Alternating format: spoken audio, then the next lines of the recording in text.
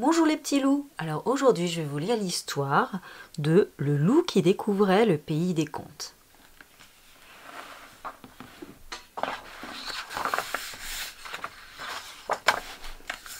Quand Loup se réveilla ce matin-là, le soleil brillait haut dans le ciel. C'était un temps parfait pour le grand goûter du printemps qui aurait lieu l'après-midi même dans la forêt. Cette année, pour le goûter, je vais faire un gâteau aux pommes, décida Loup. Le souci, c'est que je ne sais pas cuisiner. Loup prit un panier et sortit. Dans la forêt, il trouverait bien quelqu'un pour l'aider. Loup marcha longtemps sans rencontrer personne. Enfin, au détour d'un sentier, il tomba nez à nez avec 3 petits cochons qui construisaient leur maison. « Au secours, le loup !» hurlèrent les cochonnets. « Il va nous dévorer !»« Dévorer de mignons petits cochons ? Mais pas du tout !» s'exclama Loup horrifié. « Alors tu vas souffler, souffler, et nos maisons vont s'envoler. »« N'importe quoi. Moi, ce que je voudrais, c'est cuisiner un gâteau aux pommes, mais je ne sais pas comment faire. » Étonnés, les 3 petits cochons se regardèrent. Et si on lui donnait la recette de Tati Rosette ? Son gâteau aux pommes est le meilleur de la planète. D'accord, fit le plus sage des petits cochons, mais à une condition, qu'il nous aide à finir nos maisons. Loup se mit gaiement au travail. Quand il reprit la route, il était courbattu. Mais il avait la recette de Tati Rosette. Il ne lui restait plus qu'à rassembler les ingrédients de la farine, du beurre, des œufs, du sucre et des pommes, bien entendu. Tout en avançant, Loup pensait à son gâteau, moelleux, fondant, sucré. Délicieux. Il en avait l'eau à la bouche. D'abord, il me faut de la farine, fit Loup. Et si je demandais ici ? Toc, toc, toc. Doucement, la porte s'ouvrit et 7 mignons chevreaux pointèrent leur museau. Loup s'avança et vlan ! Quelqu'un l'assomma. Quand il rouvrit les yeux, Loup était ligoté et il avait très mal à la tête. « Alors le loup, on secoue encore le plus fort ?»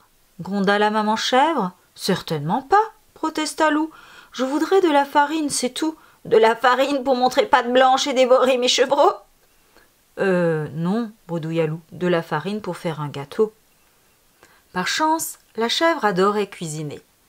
En échange de la recette de Tati Rosette, elle donna à Loup de la farine. Et hop, le jeta dehors. Loup reprit son chemin en grommelant. Il ne pensait pas que faire un gâteau serait aussi compliqué. Il bougonnait encore lorsqu'il entendit quelqu'un chanter. C'était une petite fille, tout de rouge vêtue, qui cueillait des fleurs. « Et toi, je te connais » cria la petite fille. « Tu es le loup ?» Loup soupira. Voilà que cela recommençait. « N'aie pas peur, je ne vais pas te dévorer » fit-il de sa voix la plus douce. « Ça c'est sûr » fit la petite en haussant les épaules. « Tu n'as pas l'air bien méchant. » Soulagé, Loup s'assit dans l'herbe près du petit chaperon rouge. Et tandis qu'il partageait un morceau de galette, il lui parla de la recette de Tati Rosette. « Si tu joues avec moi, je te donnerai mon petit pot de beurre pour ton gâteau » lui proposa la fillette. Pendant des heures, Loup joua à chat perché, à cache-cache, au loup glacé. À la fin, il en avait vraiment assez. Mais il avait le petit pot de beurre dans son panier. Ingrédient numéro 3, des œufs, lut Loup.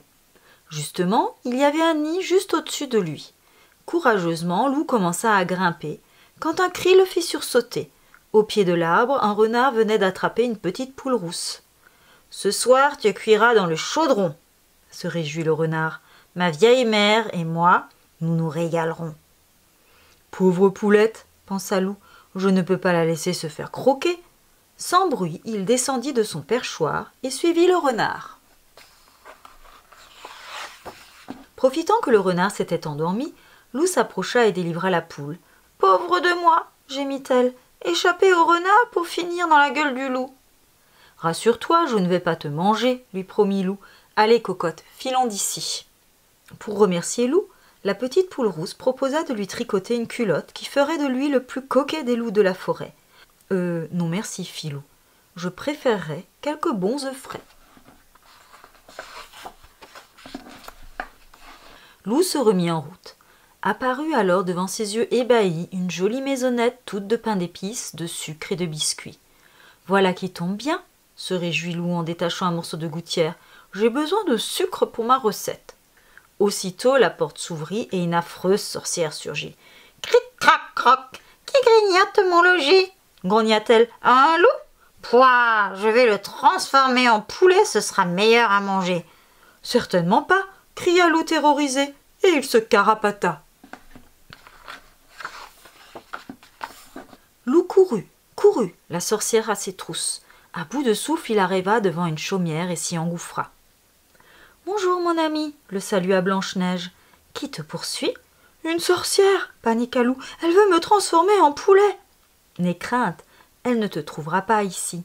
Repose-toi près de la cheminée, tu sembles épuisé. » Reconnaissant, Lou s'assit et aussitôt, il s'assoupit.